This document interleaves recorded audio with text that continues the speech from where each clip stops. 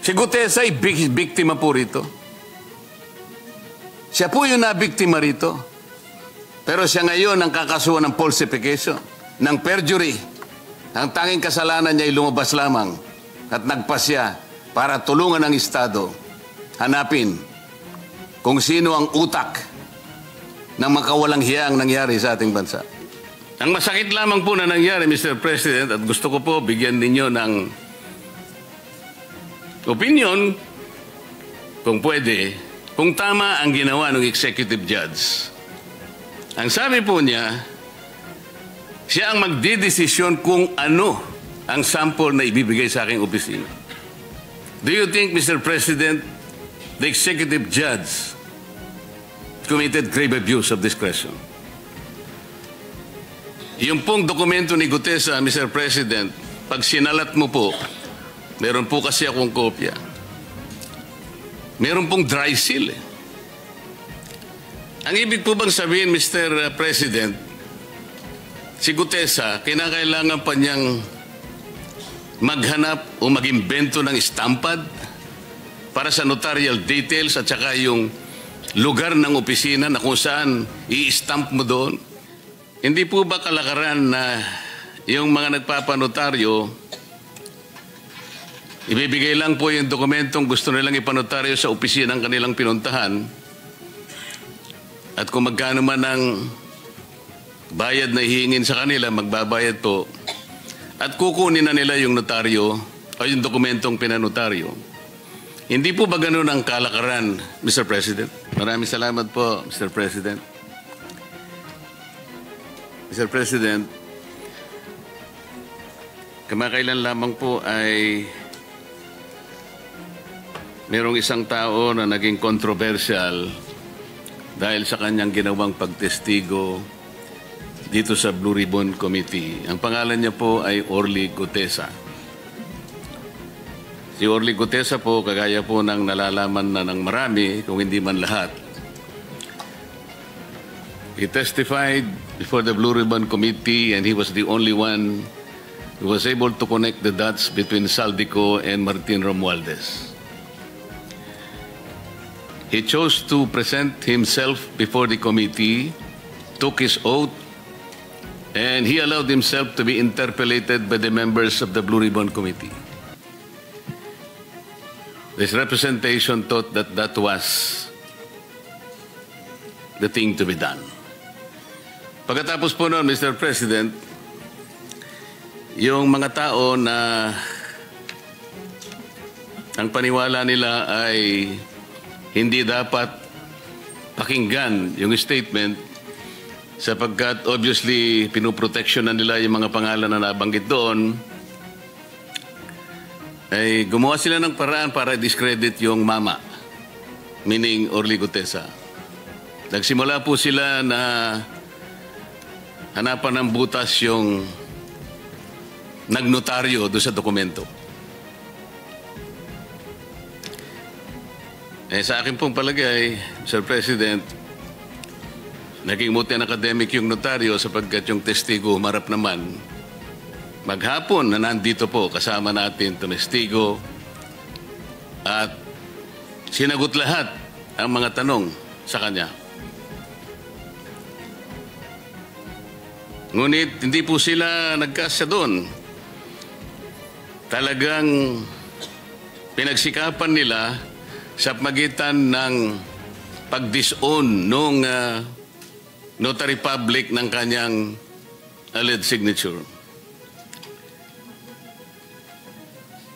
Mr. President, gusto ko pong malaman ngayon,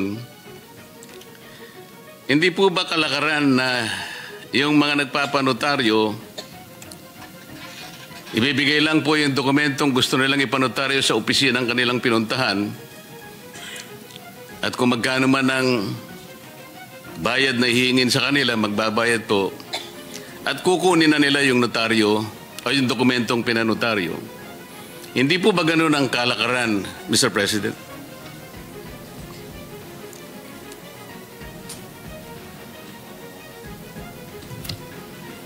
That is correct, Mr. President. kinakailangan ng personal appearance nung affiant? Ganun nga po ang ginawa niya, Mr. President. At kung titingnan po natin sa mga matataong lugar, for example, the vicinity of a city hall, doon po dikit-dikit po ang mga opisinang nagnonotaryo. Meron pa nga pong nasa jeep na nagnonotaryo. Pangkaraniwan po bang nangyayari, Mr. President, na yun po nagpapanotaryo bago siya umalis ay pipilitin niyang puntahan yung inaakala niyang nagnotaryo at sasabihin niya, "Ma'am, sir, pasensya na po kayo. Gusto ko lamang pong malaman kung talaga kayo po ang pumirma dito sa dokumentong ninotaryo ninyo." Nangyayari po ba yun? Sinisiguro po ba nung nagpanotaryo bago siya umalis na yung inaakala niyang nagnotaryo sa kanyang dokumento ay siya nga? At nire-require po ba niya na talagang patunayan ng nagnotaryo na pirma niya nga talaga yung nasa dokumento? Well, base sa personal kong karanasan, mayroong assumption ang nagpapanotaryo na talagang yung nagnotaryo ay mayroong komisyon. Hindi ho kickback. Ibig sabihin, notarial commission. May authority. So, I agree na hindi practice yung ang nagpapanotaryo, tatanungin pa yung nagnonotaryo, ikaw ba talaga itong pumipirma? In fact, kabaliktaran. Ang notaryo nagtatanong dun sa pipirma, ikaw ba talaga ito dahil kailangan mong humarap sa akin? Salamat po sa inyong kasagutan. Totoo po yun. Lalong-lalo na po kung yung dokumentong sinasabi nila na pinalsipika ay meron naman pong notarial details. Ang ibig sabihin po, merong estampad na ginamit na kung saan po sinusulatan yung mga detalye ng notaryo at meron pa pong parte doon na kung saan ilalagay mo yung numero ng dokumento, yung pahina, pati po yung bilang ng Book of Registry. Yung pong dokumento ni Gutesa, Mr. President, pag sinalat mo po, meron po kasi akong kopya. Meron pong dry seal. Ang ibig po bang sabihin, Mr. President, si Gutesa, kinakailangan pa niyang maghanap o mag-imbento ng estampad para sa notarial details at saka yung lugar ng opisina na kung saan i-stamp mo doon? Manghihiram o magnanakaw kaya siya ng isang dry seal? Paano gagawin ng isang ordinaryong taong pumunta sa isang notarial office na hanapin lahat ito? Saan niya kukunin yung notarial number? Saan niya kukunin yung book number, yung page number? Ano po ang mapapala ng isang nagpapanotaryo kung pepekehin niya yung notaryo? Sir President,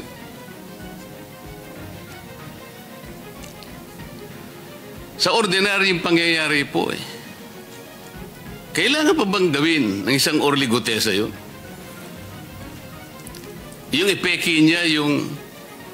O paano niyang gagawin? Anong capacity ng isang ordinaryong tao na hanapin lahat yun?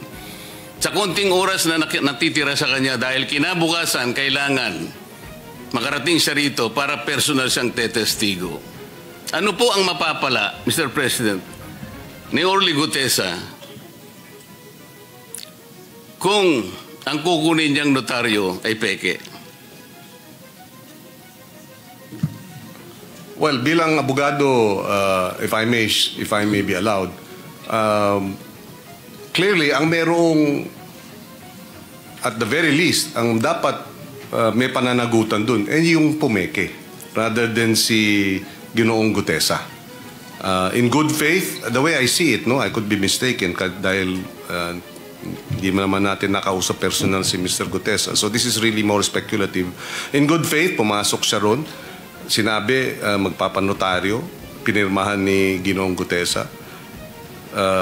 At yun na nga, may stamp, may signature, may date, etc. So, kung merong may pananagutan dun, yung nameke. Kung totoo nga peke. At base ata sa findings ng executive judge ng RTC Branch 18 ay yung signature nga nung Espera ay falsified. So, yung nag-falsify nung signature, yan, may pananagutan po. Salamat po sa inyong sagot, Mr. President. Pangkaraniwan po kasi, sa haba at sa dami ng mga nagnunotaryo, hindi naman po talaga yung abogado o abogada ang pumipirma. Karaniwan po, meron silang staff, meron silang secretary, na sila lang ang pumipirma para sa kanilang principal. Palagay ko po ito, Mr. President, ay pangkaraniwan ang nangyayari. Ang biro nga po ngayon yung notarial services na nangyayari sa ating bansa already transitioned into a cottage industry. Tama po ba yung observation, Mr. President? In practice po, maaaring ang sabihin na nangyayari yan. Pero hindi pa rin sabihin na nating legal. In other words, yung pagde-delegate ng notarial services sa isang staff is against the law. At according to our clerk, our court administrator, merong isinasagawang spot checking. Sino? Ang executive judge ng Maynila para madetermina kung talagang maayos yung dokumento, yung notarial registry nung mga notary, yung mga commission, notarial commissions. Kaya ko po binibigyan ng emphasis ito, Mr. President. Yung kahalagahan po ng kanyang sworn statement, kahit na po yung ating chair ng Blue Ribbon Committee, paulit-ulit niyang sinabi na yung relevance nung testimony ni Gutesa na ginawa sa harap mismo ng committee ay nananatiling valid sapagkat pinanumpaan niya before the committee. Ngunit, ang nakakabagabag nga po, Mr. President, bakit pinipilit na ibaling sa isang bagay na hindi naman yun ang punto ng pinag-uusapan? Naging moot and academic na po, ngunit pilit na ibinabalik. At ang nangyari nga po, sa takot ng Gutesa siguro, na siya po ay kakasuhan ng perjury, kakasuhan ng falsification, wala naman po siyang kinalaman at wala siyang kapasidad para gawin yun. Unang-una, wala po siyang motibo. Ang totoo po niyan, ako lamang po ang nagsabi sa kanya, ipanotaryo mo yan, Mr. Gutesa, kasi hindi man kita kilala eh. Parang karagdagang assurance lang sa akin na yung kanyang statement ay talagang ginawa niya ng buong buo sa kanyang sarili. Kahit na wala yun tatanggapin ko naman yun Sasabihin ko lang, o sige, kung talagang buong loob mo, Mr. President, sinabi ko po sa kanya, pumunta ka ron. Buong loob mo at totoo lahat ang sinabi mo, pumunta ka doon. Ganun nga po yung ginawa niya. Sa makatwid, ang akin pong gustong ipunto, kahit wala yung notaryo bakit po doon nila pilit? Doon nila pinipilit na ibaling ang pinag-uusapan. Para lamang po, para lang makaiwas, para ilihis, para linlangin ang maraming Pilipino. Ito po yung nakakalungkot dito. Si Gutesa po, nilagay niya sa panganib ang kanyang buhay at ang buhay ng kanyang pamilya. Gutesa has nothing to gain. Gutesa has everything to lose. Siguro po, sa kanyang puso, inisip niya, inasahan niya, natutulungan siya ng Estado na proteksyonan man lang siya. Dahil sa kanyang ginawa, para matulungan ang Estado, i-prosecute kung sino talaga ang may kasalanan sa malaganap at kasuklam-suklam na iskandal na ginawa ng mga taong kasangkot dito. Pero wala po wala siyang nahita. Despite his courageous testimony before the Blue Ribbon Committee. He did not get even the courtesy that he deserves. Alam po ninyo, Mr. President, sa kagustuhan ko po na kahit papano may saayos kung talagang sino ba yung nagnunotaryo na yun? Kung hindi man pirma ng notaryo publiko, meron at meron siyang kinakasangkapan para pumirma sa kanya. Sumulat po ako sa ating court administrator na sana po ang representasyong ito ay makahingi man lang ng mga samples ng mga na-dokumento, ng mga notaryong dokumento ng abogada na ating pinag-uusapan. Ginrant po yung aking letter request ng court administrator. Nahingi po kasi ako ng sample, kahit na 3 samples lang po sa bawat buwan mula Enero hanggang Agosto ng 2025. Ang masakit lamang po na nangyari, Mr. President, at gusto ko po bigyan ninyo ng opinion, kung pwede, kung tama ang ginawa ng executive judge. Ang sabi po niya, siya ang magdidesisyon kung ano ang sample na ibibigay sa aking opisina. Do you think, Mr. President, the executive judge committed grave abuse of discretion?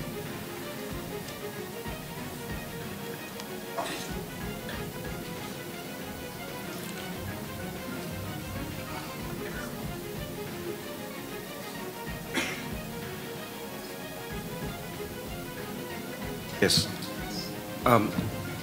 According to the court administrator, the executive judge submitted 3 samples, and that and therefore they deem it as a compliance. Now, if additional documents may be requested, then the court administrator is willing to likewise allow such access to these documents. Yes, subject to the rule on data privacy. Mr. President, ang tinatanong ko po, siya po ba ang magdidesisyon kung aling kopya ang ibibigay sa amin? Kasi po yun ang kanyang desisyon.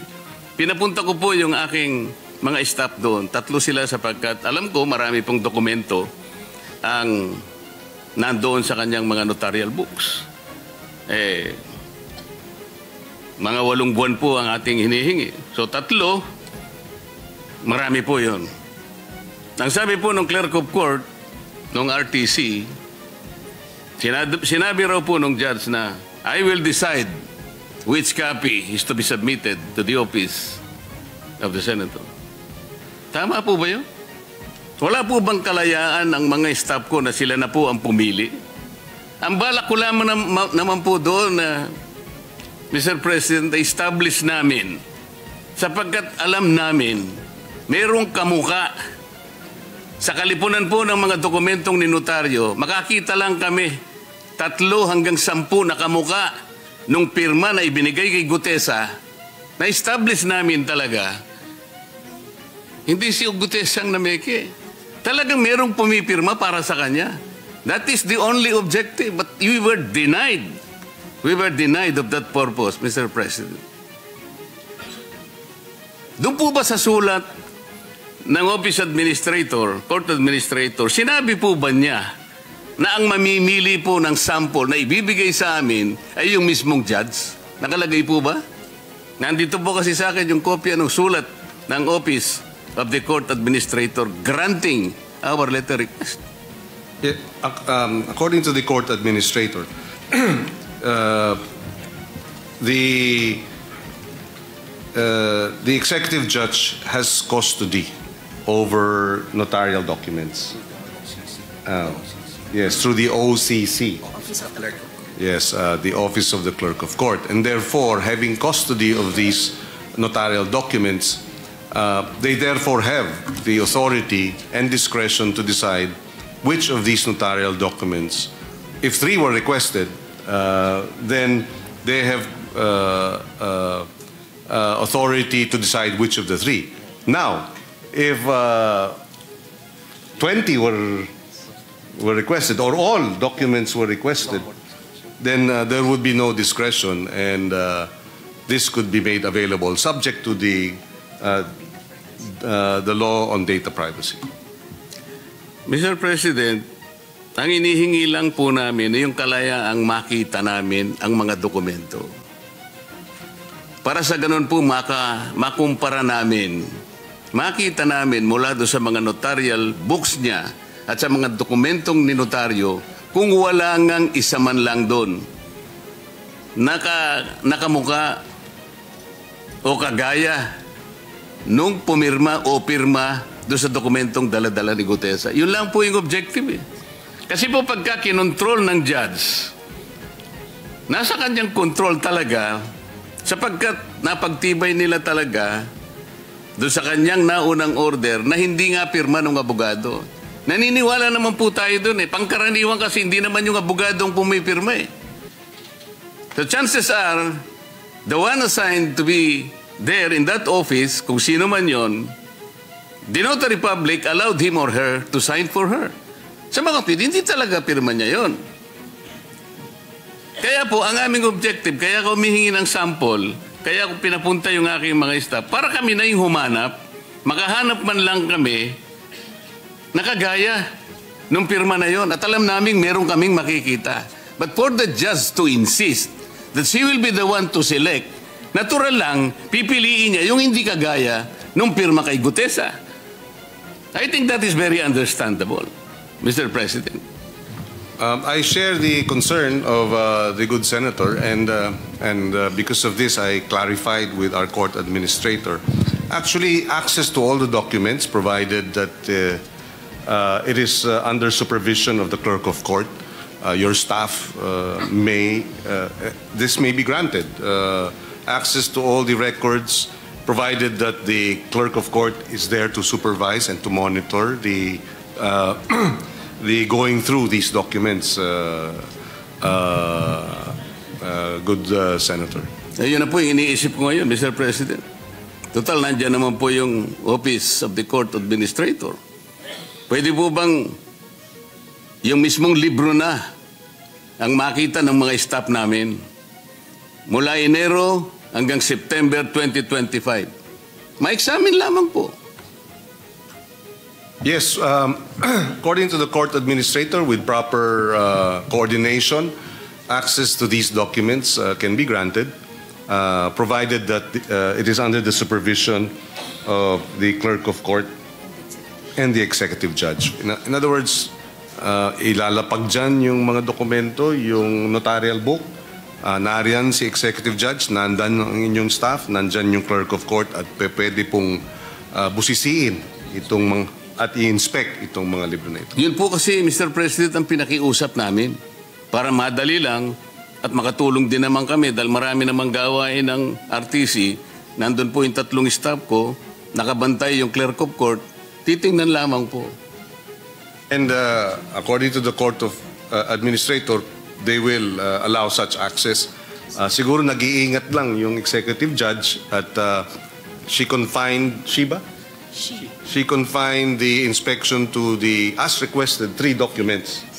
But having said that, the court administrator now is saying that yes, access to all these records can be made available upon the request, provided that the executive judge and the clerk of court is there as your staff go through the books and subject to the Data Privacy Act. So, Mr. President, salamat po ron. Pwede po ba namin i-assume ngayon na kahit bukas, kahit na wala po kaming sulat na po sa Office of the Court Administrator, siguro po kayo na magno-notify sa kanila na bukas po ay pupunta po yung mga staff namin para ganun ang gawin natin. Kahit daw po mamaya, basta office hours, pwede na daw po. Bukas na po, nakakahiya naman po at nagmamadali tayong masyado. Bukas na po siguro, pinakamaganda na po yun. Just that there is coordination with the court. Opo, sana wag naman nilang itago sapagkat baka pag tinago po nila, magkakaroon po tayo ng malaking problema. Ang ina-assure po tayo ng court administrator na hindi naman daw po dahil naroon lang daw po yun. Salamat po, Mr. President. Maraming salamat. Ito po yung excerpt kasi ng resolution po ng executive judge. Kaya nakakapagbigay po ng iba yung pagdududa sa representasyong ito. Ang pinag-uusapan lang po ron. Ang core issue lamang po whether or not pirma niya yun o hindi.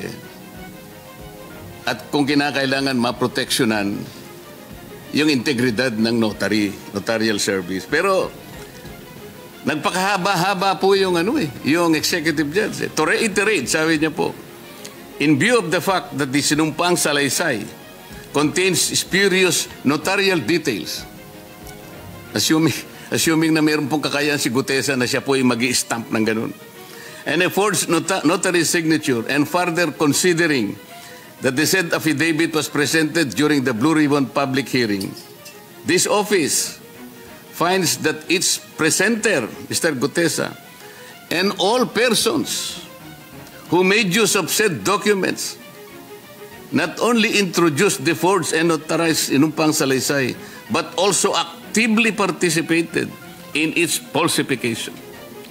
Saan naman po kayo nakakita ang order na gano'n? Ako po yung nagpresente. So ako pa pala ngayon ay masasangkot sa falsification dahil sa aking paniwalang totoong sinasabi ng mama na ito, pumunta ka roon kung buwang loob mo, pero panutaryo yan, dagdag na kumpiyansa para sa akin. Ako pang nalintikan, Mr. President. Sabi pa po niya, the above-mentioned statement is an excerpt from the resolution, and ito po pala, pasensya na mo. Succinctly, it is an established rule, well buttressed upon reason, that in the absence of a satisfactory explanation when a person has in his possession or control a falsified document and who makes use of the same, the presumption of inference is justified that such person is the forger or the one who caused the forgery and is therefore guilty of falsification. Mr. President, the above statement is an excerpt from the resolution of RTC Manila Executive Judge Carolina Icasiano Sison. The resolution further states that aside from Mr. Gutesa, sabi po niya, all persons who made use of said documents not only introduced the forged and notarized sinumpang salaysay, but also actively participated in its falsification. Yung sinabi ko po kanina. Did the judge abuse her discretion?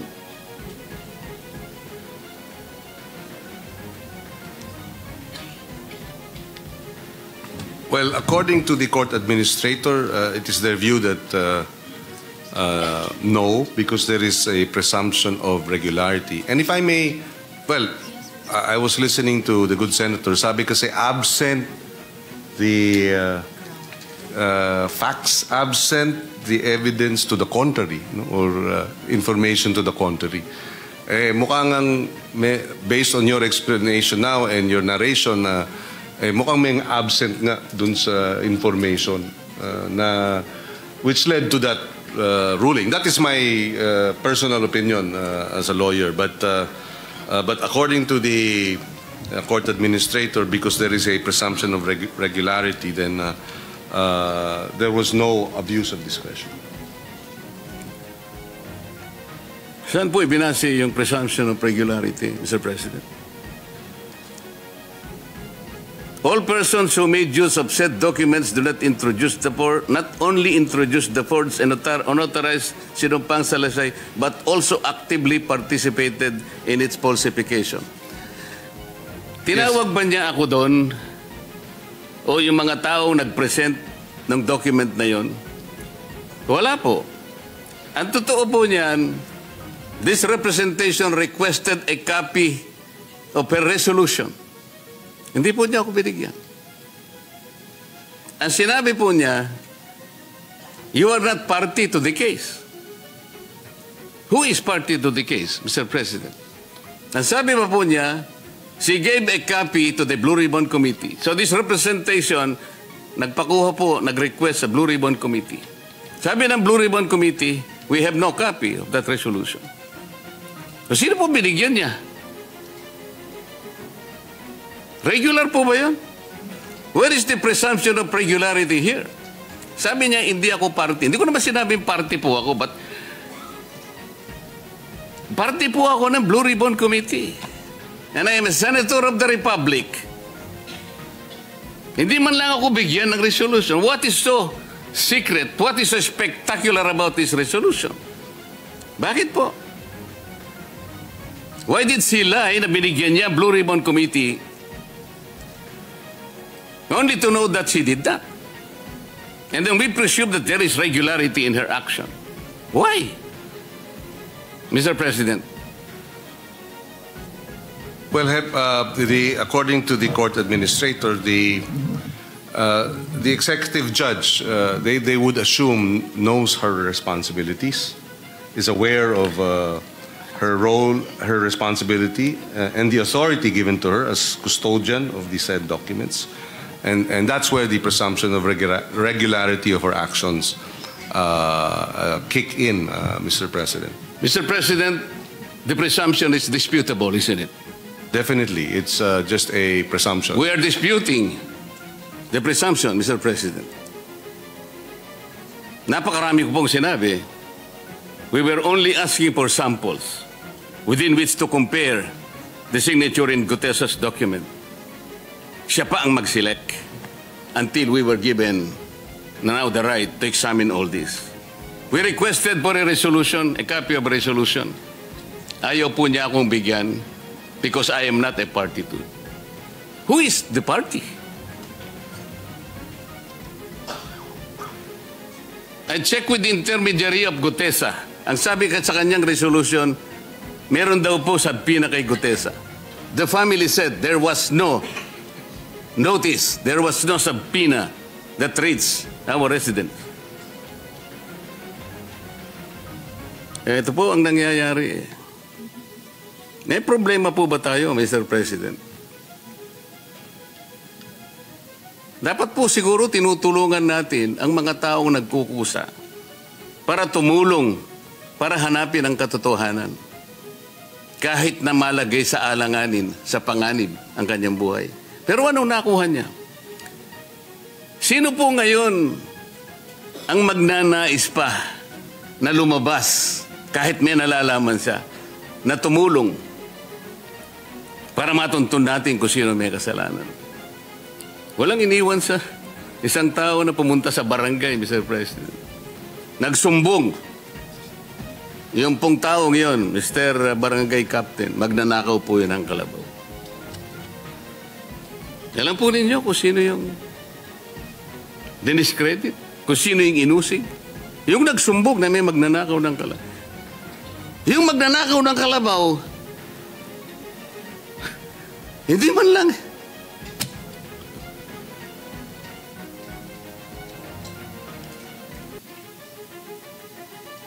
Mr. President, I share the frustration of Senator Marcoleta. I remember the case of the ZTE-NBN, wherein the whistleblower ended up being the one convicted. Yes, this is most unfortunate when instances wherein those who are who wish to testify or are witnesses are suffer such a unfortunate situation.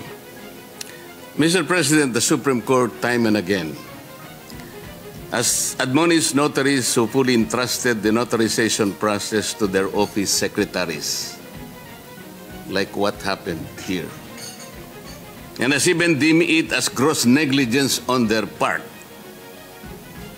as in the case of Castelo versus Ching,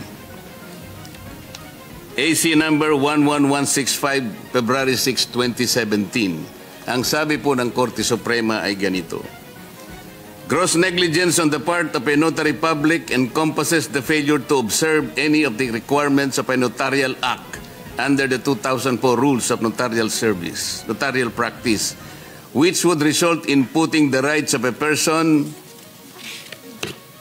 to his liberty or property in jeopardy. This includes, among others, failing to require the presence of the signatories to a notarial instrument and ascertaining their identities through competent evidence thereof, and allowing knowingly or unknowingly people other than notary public himself to sign notarial documents, affix the notarial seal therein, and make entries in the notarial register. This is what exactly happened. This notary public allowed their signature to be signed by others.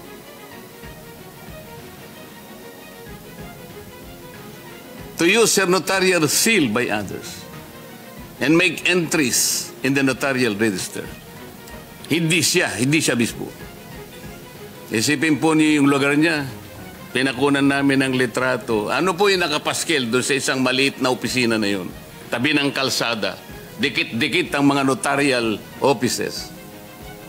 Alam po ba niyo yung nakalagay na sign? Affidavit. Notarial affidavit. 24/7. So, hindi na natutulog yung abogada ron kung siya nga yung nandun. Ilan na pong mga notaryo publiko ang na-admonish o kaya nasuspindi o kaya nasira, inalis sa notarial practice, Mr. President.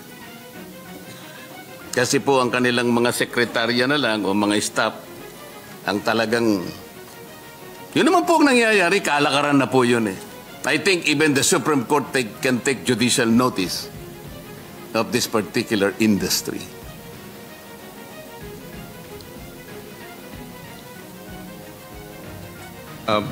Our apologies, good Senator. I was just clarifying a matter regarding whether or not Attorney Espera did delegate. Of course, that is a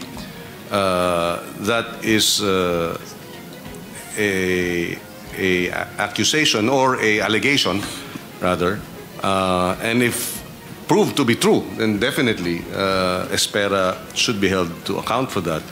And therefore, perhaps one's route should be to ask to have Attorney Espera, the notarial, the notary public, to explain whether or not she in fact did that. Of course. Kasi po, Mr. President, yung ninotaryohan na kontrata ng PESA, ganun din po yung pirma. Si Attorney Comelec,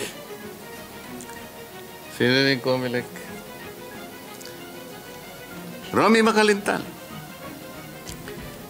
Nung makita niya po yung dokumento ni Gutesa na yung pirma gano'n, ay kapareho din ito yung mga ipinresent nila rito, yung intervenor sa isang barangay. Ang dami po nito. Kapareho din po yun eh. Kaya po, tinatanong ko, ilan na po yung nasuspindi kaya? Ilan na yung na-reprimand? Ilan na yung kinastigo ng Korte Suprema? Baka naman po, mangilan-ngilan lang, kaya po siguro naging cottage industry na po ito eh. Gaano po tayo kaingat yung pagbabantay sa ganitong mga ginagawa ng ating mga abogadong nagnonotaryo po, Mr. President? According to the court administrator, marami na raw na suspend, no? Na notary public dahil dito sa ganitong mga hindi tamang mga kilos at very serious ang Korte Suprema sa ganitong mga usapin when it comes to notarial commissions and such acts, such malpractices. Gano'n na po kaya karami, Mr. President? Kasi po kung ibabatay natin sa mga notary publics na nagkalat na po, parang mga kabuti na nagsulputan sa napakaraming mga lugar, lalong-lalo na po sa mga mataong lugar. Diyan lang po sa City Hall po, wag na tayong lumayo, makikita po ninyo yung dikit-dikit na nagnunotaryo na wala po kayong makikitang abogado ron. Yung iba po, itatakbo pa nga sa eskinita. Pagkatapos, hintayin mo ako riyan. Pagkatapos mong magbayad ng kaulang halaga, tsaka niya ibabalik sa'yo. Gano'n po karami? Wala daw po ngayon, right now, ang numero. They will be submitting. So, Mr. President, ina-assume po natin yung dami po ng nagnunotaryo ngayon na dikit-dikit sa paligid ng mga city halls ng ating bansa. Lahat po ba yon ang pumipirma yung mga abogado? Under the law and the commission, dapat. Dapat Now, po. Yes. Pero sa nangyayari, sa totoong buhay, sila po ba yung nandoon na nagnunotaryo, Mr. President? Well, dapat din under the law, pero yung realidad, Hindi po, hindi ba? maaaring ang merong dinedelegate. Yun nga po eh. Si Gutesa ay biktima po rito. Siya po yung nabiktima rito.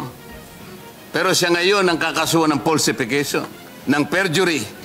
Ang tanging kasalanan niya ay lumabas lamang at nagpasya para tulungan ang Estado hanapin kung sino ang utak ng makawalang hiya ang nangyari sa ating bansa.